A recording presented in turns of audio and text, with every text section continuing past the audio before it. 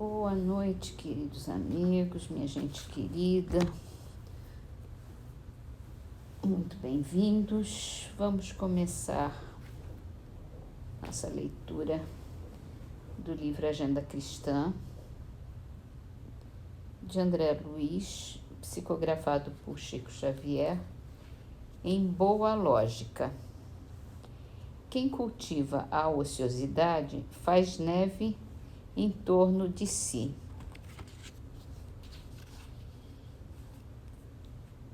Quer dizer, se isola, né?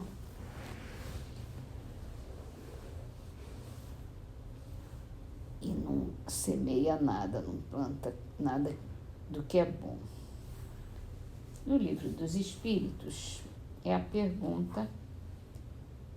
última pergunta do item Panteísmo.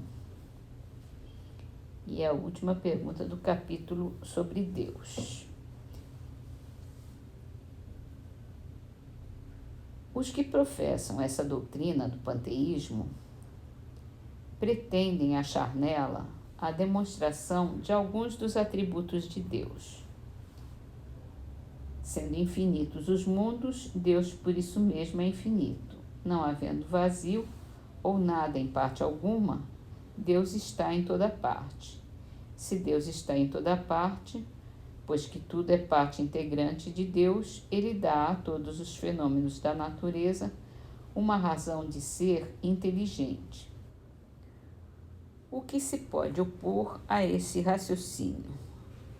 A razão. Reflita maduramente e não lhe será difícil reconhecer o absurdo. E Kardec escreve aqui uma nota. Essa doutrina faz de Deus um ser material, que, embora dotado de suprema inteligência, seria em ponto grande o que somos em ponto pequeno. Seria em ponto grande o que somos em ponto pequeno. Ora, transformando-se a matéria incessantemente, Deus, se fosse assim, nenhuma estabilidade teria.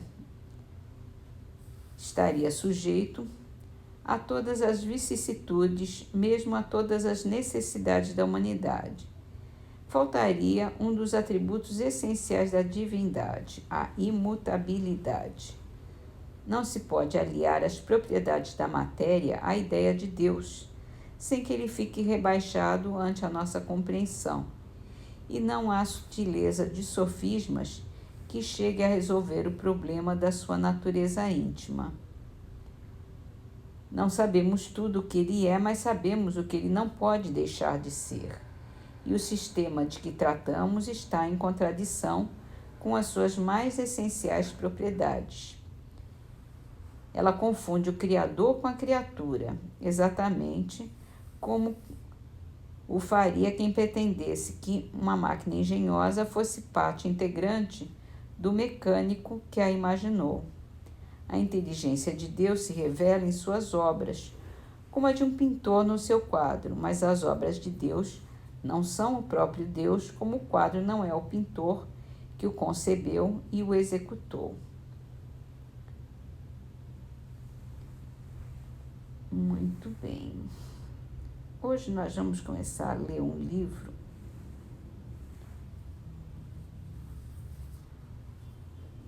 O que é o Espiritismo, de Allan Kardec.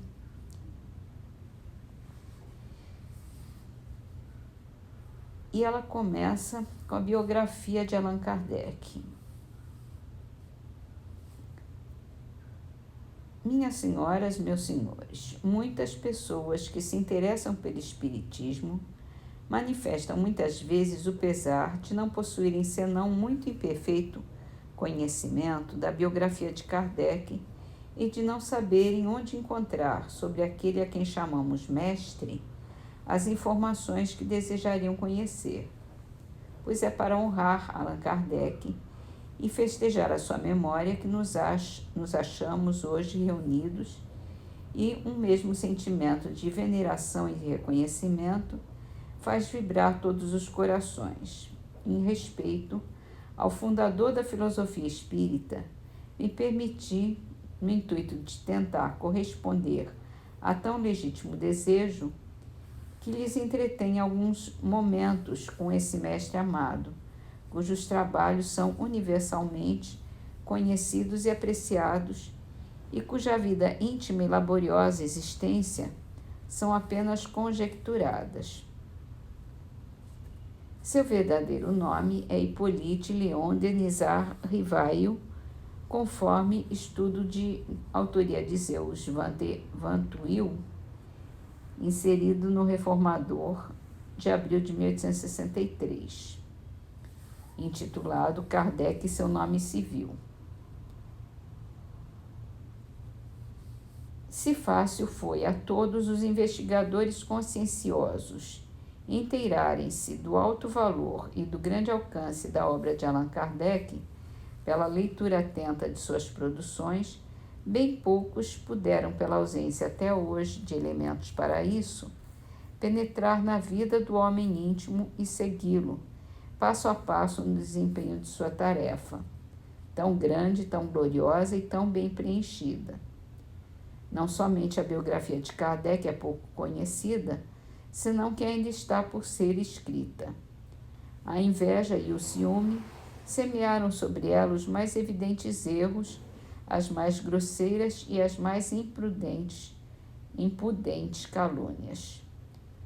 Vou, portanto, esforçar-me para mostrar-lhes, com luz mais verdadeira, o grande iniciador de quem nos desvanecemos de ser discípulos. Todos sabem que a nossa cidade pode se honrar a justo título de ter visto nascer entre seus muros esse pensador tão arrojado quanto metódico, esse filósofo sábio, clarividente e profundo, esse trabalhador obstinado, cujo labor sacudiu o edifício religioso do velho mundo e preparou os novos fundamentos que deveriam servir de base à evolução e à renovação da nossa sociedade caduca, impelindo-a para um ideal mais são, mais elevado, para um adiantamento intelectual e moral seguros. Foi com efeito em Lyon que, em 3 de outubro de 1804, nasceu da antiga família lionesa com o nome de Rivail, aquele que devia mais tarde ilustrar o nome de Allan Kardec e conquistar para ele tantos títulos, a nossa profunda simpatia, ao nosso filial reconhecimento. Eis aqui a esse respeito um documento positivo e oficial. Aos 12 do vindemiário do ano 13, auto do nascimento de Denisard Hippolyte Léon Rivail, nascido ontem às 7 horas da noite, filho de Jean-Baptiste Antoine Rivail, magistrado, juiz, e Jeanne Duhamel, sua esposa, residentes em Lyon, na rua Sala, número 76. O sexo da criança foi reconhecido como masculino e as testemunhas maiores, Cyriaque Frédéric Dittmar, diretor do estabelecimento das águas minerais da Rua Sala, e Jean-François Targe, mesma Rua Sala, a requisição do médico Pierre Radamel, Rua Saint-Dominique, número 78. Feita a leitura, as testemunhas assinaram, assim como o prefeito da região do Sul. Assinado o presidente do tribunal, Mathieu. Então, vamos ler esse livrinho. É um livro, é o menor livro que tem da codificação de Kardec.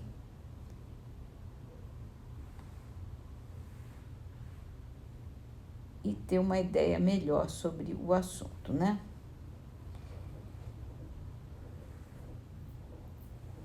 Vamos terminar nossas leituras com a poesia do livro Poetas Redivivos, A poesia é assinada por Luiz Roberto. Foi uma psicografia de Chico Xavier. Súplica de filho. Não me procures, mãe, sob o jazigo que recobres de joias e açucenas. Fita o campo das lágrimas terrenas, levanta-te da lousa e vem comigo. Aqui chora a viuvez amargas penas, ali geme a orfandade ao desabrigo. Ergamos para a dor um pouso amigo e as nossas dores ficarão pequenas. Transformemos o luxo, mãe querida, em consolo, agasalho, pão e vida, na inspiração do bem que nos governa. E seguiremos juntos dia a dia, convertendo a saudade escura e fria em bendito calor de luz eterna.